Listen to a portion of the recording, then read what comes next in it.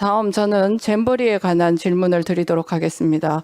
농식품부 장관님께 간단히 여쭙겠습니다. 장관님께서 새 아파트로 이사를 가셨는데 집에 부실 시공이 발생했다고 가정을 한번 해보겠습니다. 물론 시공사와 분양사 양쪽 모두의 책임이 있다고 하겠지만 장관님께서 생각하시는 1차 책임은 시공자와 분양사 중 어느 쪽에 더 있다고 생각하십니까? 간단하게 답해 주십시오. 시공원 측의 문제가 더 크겠죠. 예, 저도 같은 생각입니다. 이번 잼버리 사태가 발생한 것에 여러 가지 원인이 있겠지만 근본 원인은 배수 문제에서 비롯된 것이라고 생각합니다. 지난 2017년 12월 이낙연 당시 총리가 위원장이었던 새만금위원회는 여러 우려 속에서도 잼버리 부지를 관광 레저 용지에서 농지로 영도 변경을 했습니다. 이유가 무엇이었습니까, 장관님? 그러니까 당초에 새만금에 잼버리를 유치하겠다고 결정을 해놓고 내부적으로 근데 이제 그 지역 자체가 관광 레저 용지였어요. 그거는 규정상 민자를 유치하도록 돼 있습니다. 근데 이제 민자가 유치가 도저히 안 되니까 그러면 이걸 빨리 하긴 해야 되겠는데 방법이 없겠는가. 이게 찾은 게 아마 당시 정부에서 그러면 공공개발을 하자. 공공개발하면 매립에 가장 전문성이 있는 농어촌공사가 좋겠다. 그다음에 재원도 농어촌공사가 농지를 매립하면서 농지관리기금을 관련 법에 따라 쓸 수 있는데 그러면 그 기본 용도를 예를 들어 기본 계획을 바꿔줘야 되거든요. 그러니까 그걸 농업용지로 바꿔가지고 법상으로는 뭐 절차상 제가 볼 때 뭐 큰 문제는 없다고 보는데 그것도 물론 감사를 해봐야 되겠지만 어쨌든 조금 상식적이지 않고 자연스럽지는 않다 이렇게 생각합니다. 예, 우려는 현실이 되어서 배수 문제가 발생했고 그로 인해 비위생적인 환경 속에 참가자들은 해충, 피부질환 등의 고통을 받았습니다. 농식품부 장관님, 농지와 관광부지를 조성할 때 제방과 부지의 최소 높이 기준이 어떻게 책정됩니까? 예, 다릅니다. 농지는 30년 빈도의 강우에 견딜 수 있도록 홍수율을 정해야 되고요. 그래서 낮게 조성을 해도 되고 관광 레저 용지는 그보다 약 1.5m 정도 높여야 됩니다. 그러니까 즉 매립고라고 그러는데 이게 안정화되고 나중에 뭐 이런 배수라든가 여러 가지를 생각을 해서 농지는 물이 있어도 되지만 그래서 그 매립 높이를 한 대략 1.5m 정도 더 높게 하도록 기준이 되어 있습니다. 예, 제 다음 질문까지 이미 답변을 다 하셔서요. 네. 농지로 땅을 만드는 바람에 일회성 행사를 위한 각종 시설 공사가 추가로 필요하게 됐습니다. 애초에 관광 레저 용지로 잼버리 양장을 매립했다면 전기, 수도, 하수 시설 등을 고려해 부지를 구축했을 것입니다.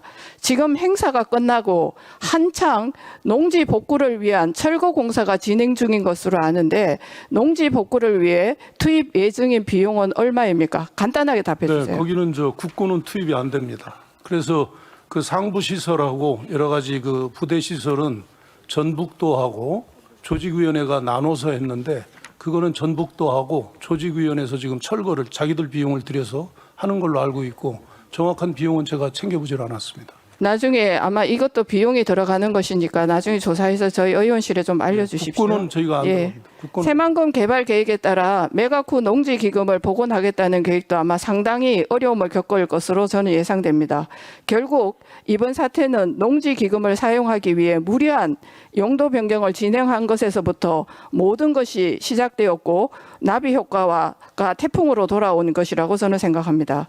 부지 선정 과정에서 SOC 기반 시설 조기 구축이라는 욕심을 배제하고 새만금이라 하더라도 이미 매립이 만료된 군산 쪽에 야영지를 정했더라면 잼버리 정신을 살리고 대한민국의 위상을 더 높일 수 있었다는 것에 대해서 저는 그런 생각을 가지고 있습니다.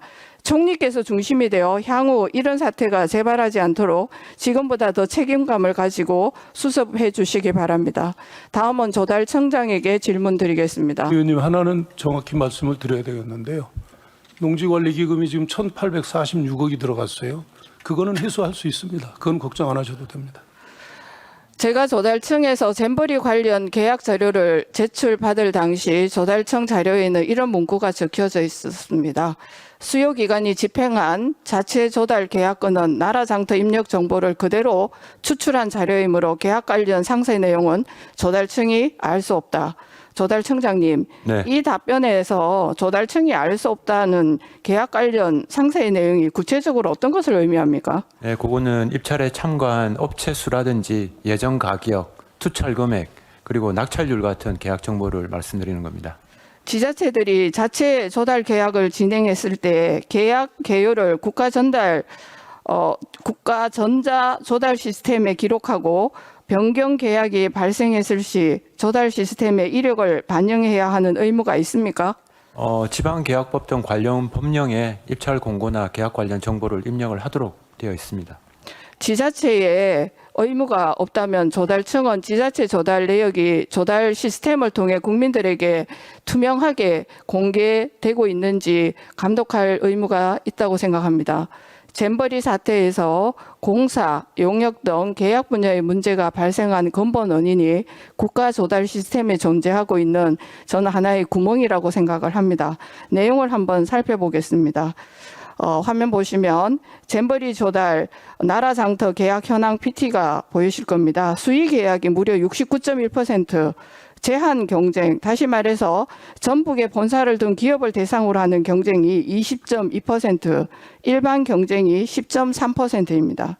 하지만 저는 이것이 끝이 아닐 거라는 생각이 들어서 전라북도 관내 지자체에서 자체 공시되는 계약들을 전수조사했습니다. 비교 대상을 명확하게 하기 위해 조달청 자료에서도 발주처를 전라북도 관내 지자체로 한 G2B 계약건으로 비교한 화면입니다.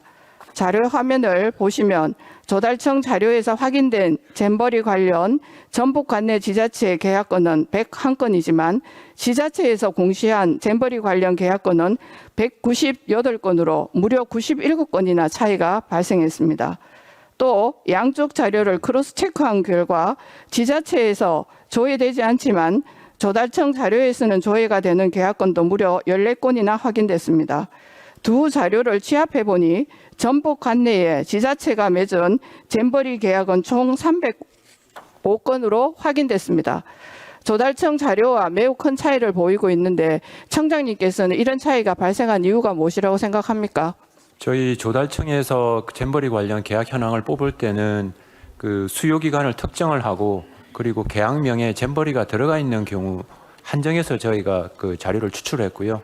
아마 다른 수요 기관들 같은 경우에는 잼버리라는 용어가 들어가 있지 않더라도 그게 해당 그 수요 기관은 이게 잼버리와 관련된 사업임을 알아서 아마 자료를 제출해서 그 양 기관 간에 차이가 있는 걸로 그렇게.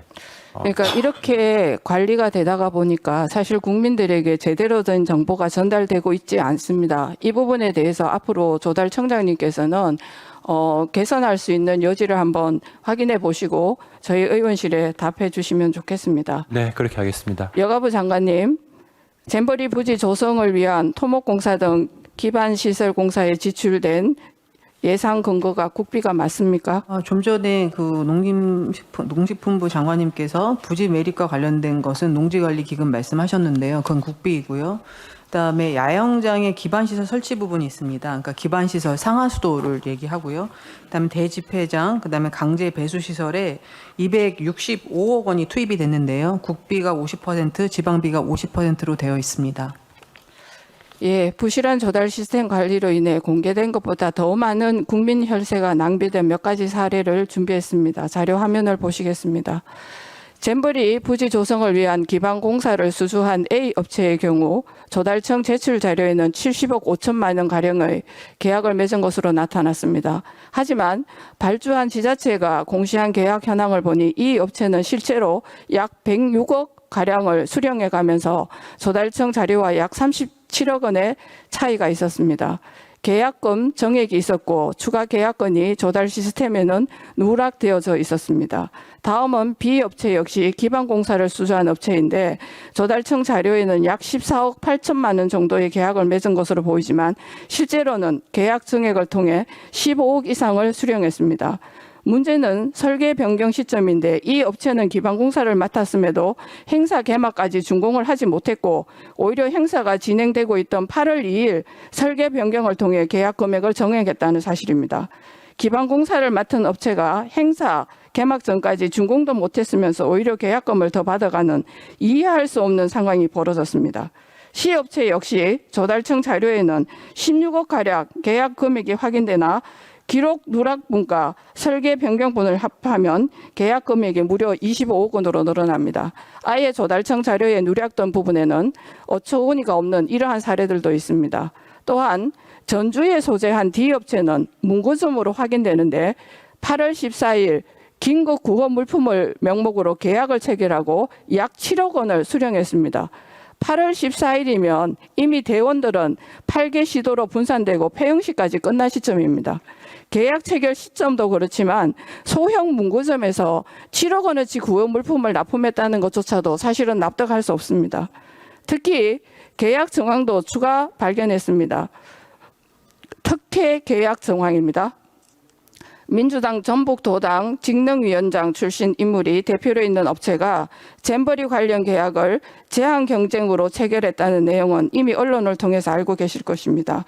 하지만 조달청 자료를 별도로 분석한 결과 더 많은 민주당 관련 인물이 이번 잼버리 계약에 포함되어 있는 것으로 나왔습니다. 자료 화면 보시겠습니다. 2011년 방통위원으로 민주당에서 추천한 인물, 문재인 전 대통령의 동창이자 민주당 국회의원, 후원 회장 출신의 인물, 민주당 전주시 갑 지역위원회 홍보소통위원장, 전 열린민주당 전주시 의원, 제20대 대선 민주당 전북도당 공동성대위원장 등 코드 인물 대상으로 인한 특혜 정황이 의심되고 있습니다. 여가부 장관께서는 조달청에서 이러한 내용을 보고받으신 적이 있으십니까? 없습니다. 이 모든 것은 그간 깜깜이로 진행되어 오던 수의 계약이 이번 잼버리 행사 조달 계획 대부분에도 국가 조달 시스템이 제대로 작동하지 않아 발생한 것이고 결과는 잘 알다시피 파국으로 끝났습니다. 이번 잼버리 사태는 그동안 논란이 계속되던 수의 계약 제도에 골마 오던 상처가 터진 것과 마찬가지입니다. 국가계약법령 등에 의해 국가나 지자체의 계약은 일반 경쟁이 원칙이고 수의계약은 국가안전보장이나 천재지변 등의 조건에 의해서만 실시할 수 있습니다. 그러나 잼버리 같은 국제행사는 대한민국의 이름으로 행해지고 있는 만큼 그만큼 그 어느 때보다 투명하고 공정한 경쟁을 거쳐 선발된 업체가 국가 조달을 수행해야 한다고 생각합니다. 이번 사태를 거울 삼아 수의계약 제도 및 국가 조달 시스템 운영에 관한 대수술이 필요할 것으로 여겨지며 특히 수의계약에 명시된 국가계약법, 지방계약법의 소관 부처인 기재부와 행안부가 발벗고 나서야 한다고 생각합니다. 양 부처 장관님 그렇게 해주시겠습니까? 예, 잘 살펴서 필요한 부분 보완하도록 하겠습니다. 예, 그렇게 하겠습니다. 네, 다음으로 한 가지 더 설명드리겠습니다. 아마 언론에서도 굉장히 많이 보도가 된 걸로 알고 있는데요. 인사혁신처장님께 질문 드리겠습니다. 이런 잼버리와 같은 큰 대회에 공무원들이 굉장히 많은 출장을 갔습니다. 출장을 갔다 오고 난 이후에 그 출장을 갔다 온 분들이 잼버리 대회에 실제로 관여를 했느냐 하고 살펴 한번 봤습니다. 화면 띄워주시겠습니까?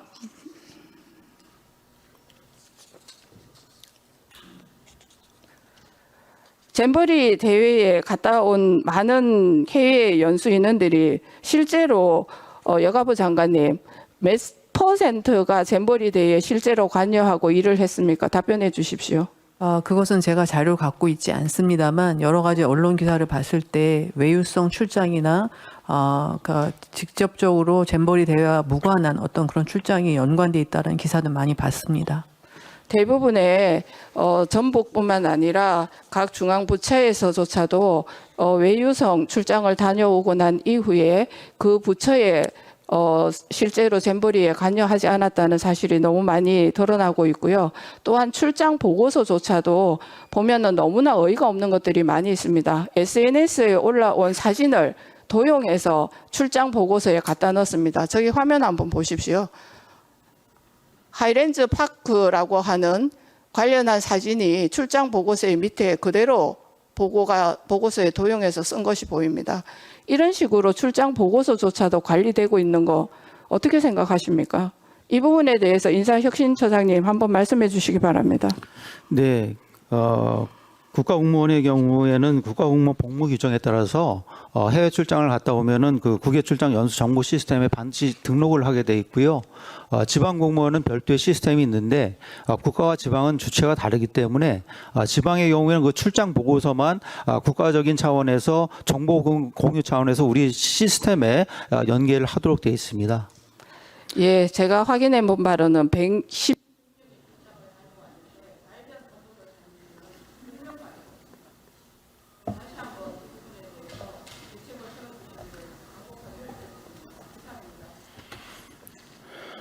네, 양금 위원님 수고하셨습니다.